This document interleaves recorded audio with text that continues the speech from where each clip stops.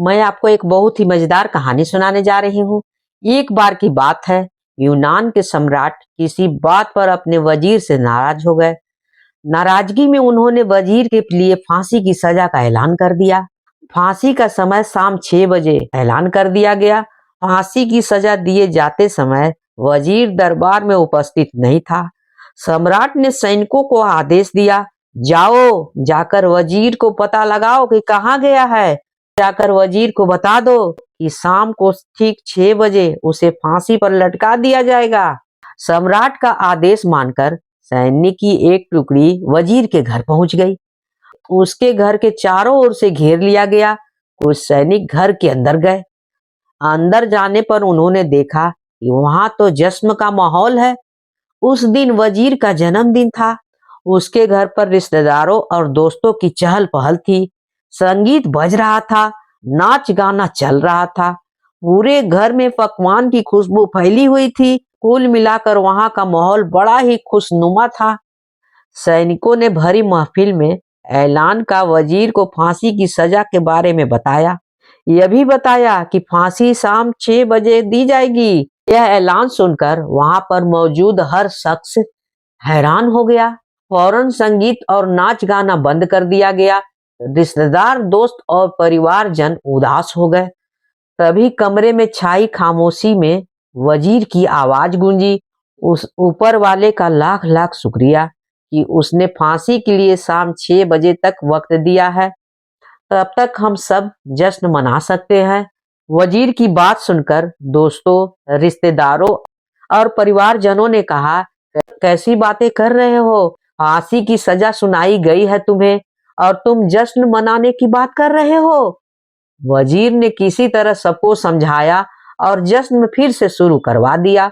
दोस्त उदास तो थे, लेकिन वजीर की खुशी के लिए जश्न में शामिल हो गए। यह खबर सैनिकों द्वारा सम्राट तक पहुंचा दी गई।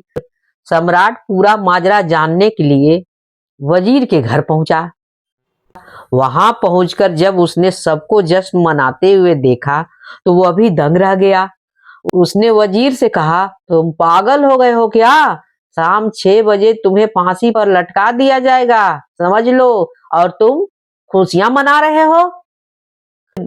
वजीर बड़े ही अदब से बोला, हुजूर, आपका बहुत बहुत शुक्रिया कि आपने फांसी का समय शाम 6 बजे सुनाया है।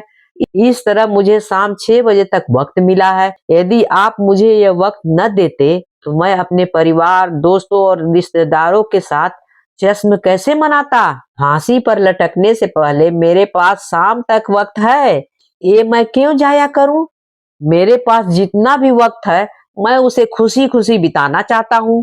यह बात सुनकर राजा ने वजीर को गले लगा लिया और कहा, जिस इंसान के वक्त की कदर है, जो जिंदगी का हर लम्हा खुशी खुशी गुजारना चाहता है, उसे मौत कैसे दी जा सकती है? उसे जीने का पूरा हक है। तुम्हारी बातों ने हमारा दिल को खुश कर दिया है। तुम्हारी फांसी की सजा माफ हो गई है।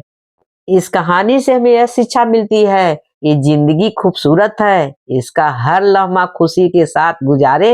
यह जरूर है कि जिंदगी में कई बार मुश्किलों भरा वक्त सामने खड़ा होता है और हम परेशान हो जाते हैं।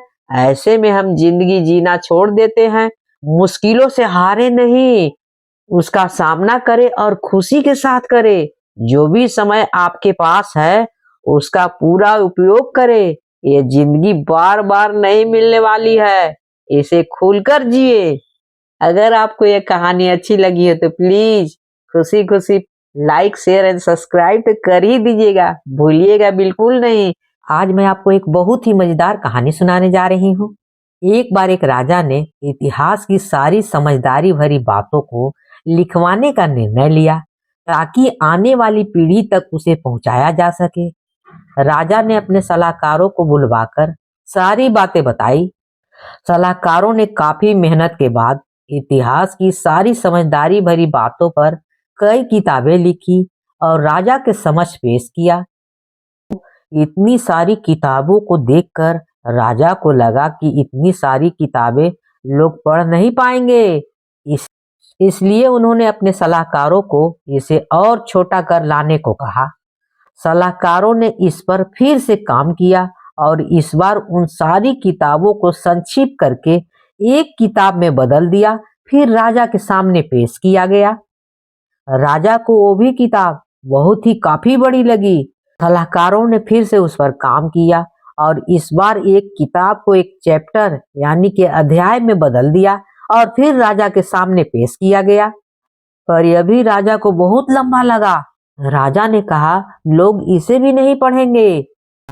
राजा को कुछ ऐसा चाहिए था जिसे आने वाली पीढ़ियां समझ सके।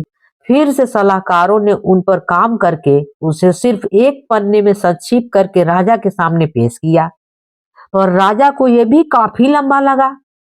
आखिरकार वे राजा के पास सिर्फ एक वाक में लाए और राजा उस वाक से पूरी तरह से संतुष्ट हो गया। राजा ने निर्णय लिया कि आने वाली पीढ़ियों तक अगर समझदारी भरी सिर्फ एक वाक पहुंचाना हो तो यह वही वाक होगा, भोजन मुफ्त में नहीं मिलता। अगर कहानी अच्छी लगी हो तो please like share and subscribe तो कर ही दीजिएगा, भूलिएगा बिल्कुल नहीं। कहानी होती है समाप्त।